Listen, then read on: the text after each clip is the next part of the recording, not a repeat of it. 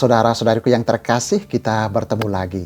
Kembali Anda berjumpa dengan saya, Pastor Igo Walerubun MEC, dalam permenungan dan belajar bersama untuk memiliki kecerdasan sosial bersumber pada pesan inspiratif dari Injil hari Minggu. Minggu 22 November 2020, Hari Raya Tuhan kita Yesus Kristus, Raja Semesta Alam. Injil Matius pasal 25 ayat 31 sampai dengan 46. Matius mencatat, dan raja itu akan menjawab mereka, "Aku berkata kepadamu, sesungguhnya segala sesuatu yang kamu lakukan untuk salah seorang dari saudaraku yang paling hina ini, kamu telah melakukannya untuk aku." Seperti biasa, pertanyaannya adalah pesan inspiratif apa dari sabda Yesus dan Injil hari ini sebagai bahan ajar kita dalam proses belajar untuk memiliki kecerdasan sosial. Saya tetap membatasi diri untuk hanya mengambil 3 pesan inspiratif saja. Bagi saya, pesan inspiratif pertama adalah raja. Kita semua pasti tahu apa yang dimaksudkan dengan raja. Raja itu adalah penguasa tertinggi pada suatu kerajaan dan biasa diperoleh sebagai warisan. Atau raja juga menunjuk kepada orang yang mengepalai dan memerintah suatu bangsa atau negara kerajaan. Bahkan kepala suku, kepala daerah istimewa, orang yang besar kekuasaannya, atau orang yang mempunyai keistimewaan khusus bisa juga disebut raja. Namun secara sederhana, raja dikaitkan dengan sang penguasa atau sang pemimpin yang memiliki kekuasaan untuk memimpin.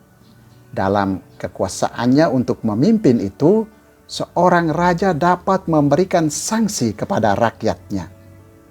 Dan sanksi itu dalam bentuk ganjaran maupun hukuman. Kepada mereka yang menuruti perintah dan titah raja, serta berprestasi akan diberikan ganjaran. Sementara kepada mereka yang melanggar hukum ataupun tidak berprestasi akan diberikan hukuman. Dalam kenyataan hidup bermasyarakat, berorganisasi, dan bernegara, bahkan kehidupan menggereja maupun di dalam kehidupan keluarga-keluarga kita, kita mengalami bahwa seorang pemimpin, seorang ketua, seorang kepala keluarga tidak mungkin disukai oleh semua anggota atau warganya. Dan juga seorang pemimpin, seorang ketua, seorang kepala keluarga tidak mungkin menyenangkan semua anggota ataupun warganya. Pasti ada 1-2 orang atau sekelompok orang yang tidak suka kepada pemimpinnya. Pasti ada saja anak atau anggota keluarga yang tidak suka kepada kepala keluarganya. Di sini kita belajar untuk memahami situasi ataupun keadaan yang ada. Belajar untuk memposisikan diri secara tepat dan benar. Belajar untuk berelasi dan berinteraksi dalam prinsip, norma, dan tata aturan hidup.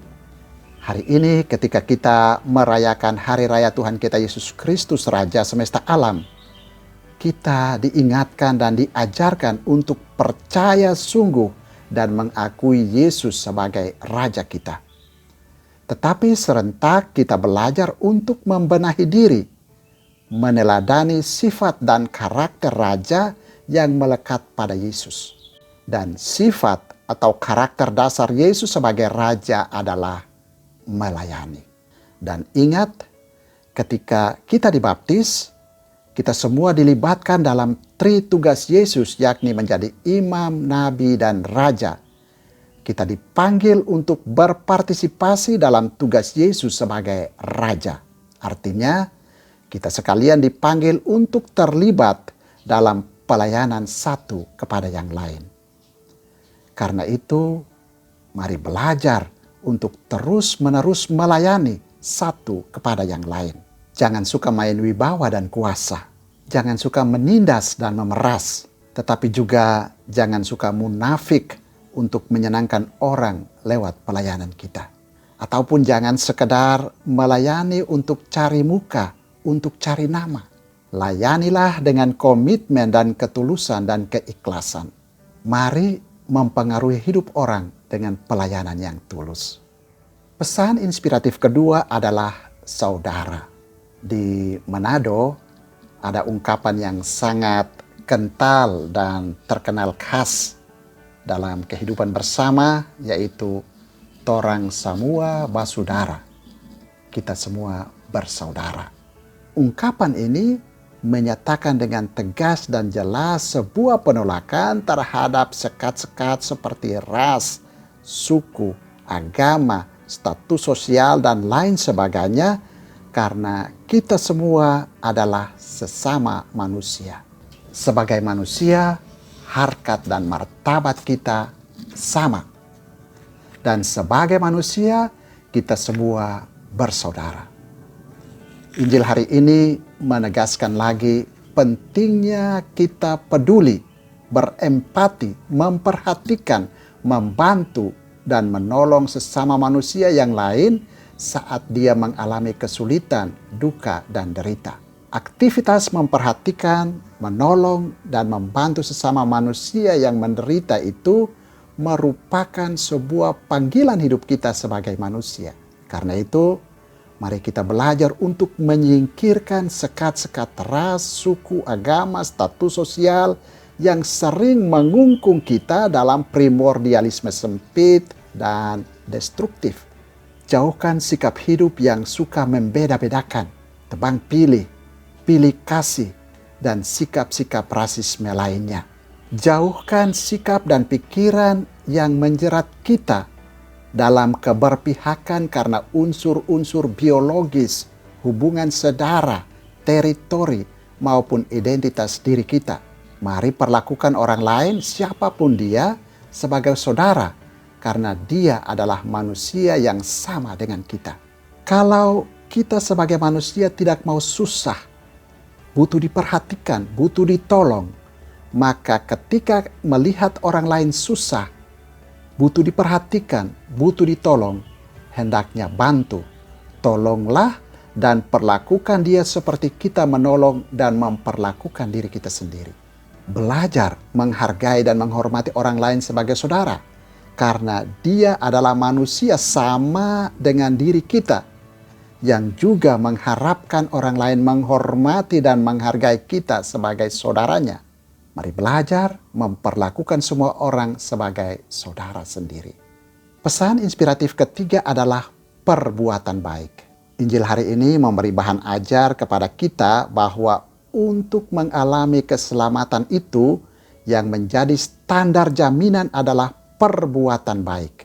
Pada saat pengadilan terakhir, ukuran yang dipakai untuk menilai seseorang masuk ke dalam kebahagiaan kekal di surga adalah perbuatan baiknya. Jadi jelas, status sosial, kekayaan dan kemiskinan, kuasa dan pangkat sosial, agama maupun suku, bukanlah jaminan seseorang masuk surga. Tuhan tidak bertanya tentang kita berpangkat apa, kaya atau miskin, majikan atau pembantu, imam atau umat, hierarki atau awam, agama A atau agama B, suku A atau suku B, orang tua atau anak. Melainkan Tuhan tanya kepada kita, apakah selama hidupmu engkau melakukan perbuatan baik, perbuatan kasih yang tulus kepada sesamamu manusia? Maka mari belajar untuk melakukan perbuatan-perbuatan baik dengan penuh kasih, ketulusan, dan keikhlasan. Perlu digarisbawahi di sini, berbuat baik dengan tulus dan ikhlas. Karena kalau berbuat baik untuk memperoleh pujian dan sanjungan, Tuhan Yesus pernah mengatakan, tidak ada upahmu di surga, karena upahmu sudah dibayarkan dengan pujian dan sanjungan itu. Artinya, berbuat baiklah kepada sesama tanpa mengharapkan imbalan ataupun balasan darinya.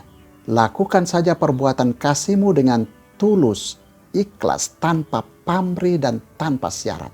Kalau begitu, upahmu besar di surga.